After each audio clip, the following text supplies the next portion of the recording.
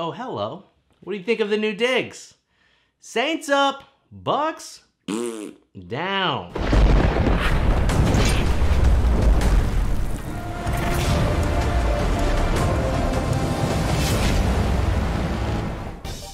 What ya say, Buck Nation? It's your rude boy Juan Swagadello, and thanks for tuning in to yet another episode of Tough Bucs.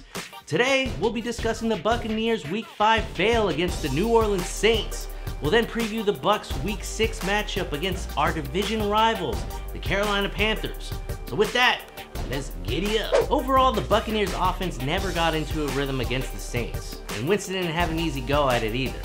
The Bucs offensive line were outclassed by the New Orleans front four, who put Winston under constant duress almost the entire game. The Saints ended up sacking him a total of 6 times, with 4 coming in the fourth quarter alone. The plays Byron Leftwich called didn't help the offense either.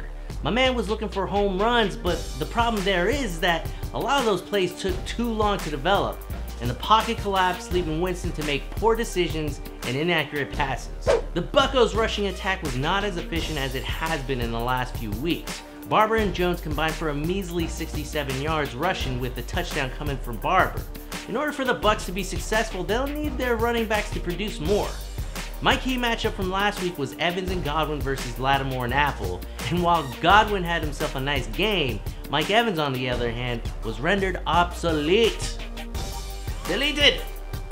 Marshawn Lattimore held them to 0 catches on only 3 targets. When number 13 isn't catching the ball, we have a other situation, folks. This week, the Offensive Tough Buck Award goes to Chris Godwin, duh. Against the Saints, Godwin was Winston's go-to guy and was the recipient of more than half of the team's receiving yards at 125, and keeping the team in the game with 2 tough Buck touchdowns. With that performance, Godwin is now the league leader in touchdowns and is 3rd in receiving yards, and is a bona fide top 5 receiver. I don't care what anybody says.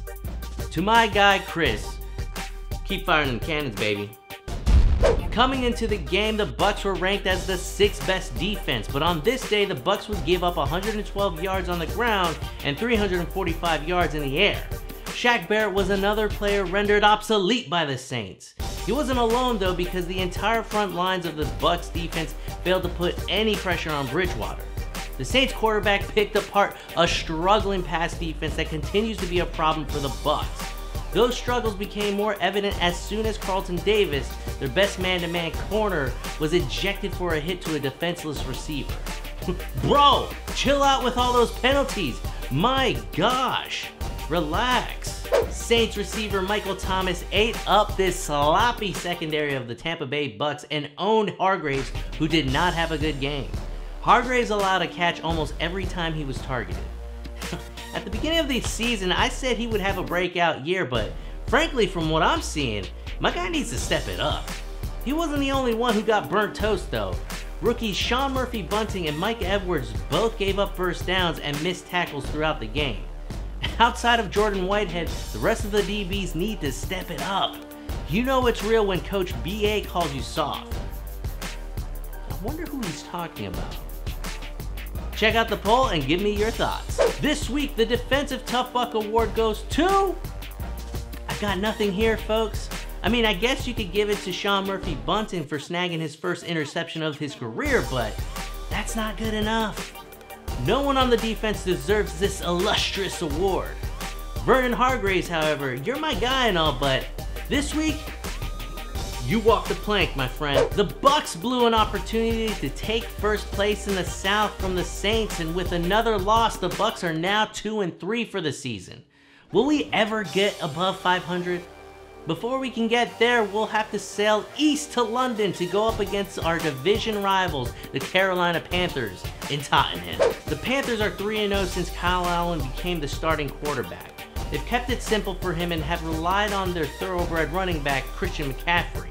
In the last 3 games, he's had 604 total yards from scrimmage, including 3 straight games of 179 yards or more, and 5 touchdowns.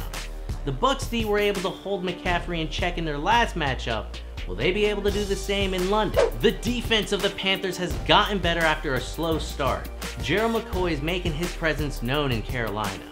His numbers aren't anything to brag about, but similar to Vita Vea, he clogs up running lanes and stacks up double teams, opening up other team members to apply pressure. This is a tough defense, and with an offensive line that is now vulnerable on the right side due to injuries to their starters, makes the Panthers even tougher. Now that we're all caught up with the Panthers, let's take a look at the injury report. Devin White and Jamel Dean are both back for this game. Even though Kevin Minter did well in White's absence, the Bucs desperately need their thoroughbred linebacker, especially against McCaffrey. The Bucs could also use added depth in the cornerback position. Jamel Dean is long, physical, and was very impressive during preseason. He'll finally get a chance to get a piece of the action. There are, however, 3 notable injuries. The Bucs' speedy receiver Brashard Perryman has been dealing with a hamstring issue and is listed as questionable. Right guard Alex Kappa broke his arm during the Saints game, and right tackle DeMar Dotson, who everyone rags on, is dealing with a hamstring and calf injury. We'll see how much Buc fans miss him against the Panthers. My key matchup for this game is the Bucs O-line versus the Panthers D-line. As I mentioned before, the Bucs are thin on the right side of the offensive line, and the Panthers are the second best team in sacks with 20 on the season. The Panthers are probably salivating at this matchup. Will the Bucs be able to improve their pass protection? One way to protect Winston is to establish the run. The Panthers are currently ranked 23rd in rushing yards per game, and the last time these two played, the Bucs ran the ball pretty well. Last week I came out even once again. I'm like the Bucs, yo. Hitting on the over-under, but whiffing on the spread. My average for the year is still at 500. The Bucs are 2-point underdogs in this one, and historically they are 0-2 when playing in London. However, the Bucs have done a good job bouncing back from bad performances this season. I expect the Bucs to do the same in this game. Mike Evans will surely be more involved, and I liked how Barber and Jones ran against the Panthers in their first matchup. I like the Bucs to win this one in a close one. The over-under is set at 48 points, and frankly the Bucs secondary is not to be trusted. They are dead last in passing yards per game, and the defense as a whole is giving up way too many points. However, I do like this matchup. The Bucs may have found a formula to deal with the Panthers' #1 threat, Christian McCaffrey. The Bucs are the league's second best rushing defense and won't give up a big run to him.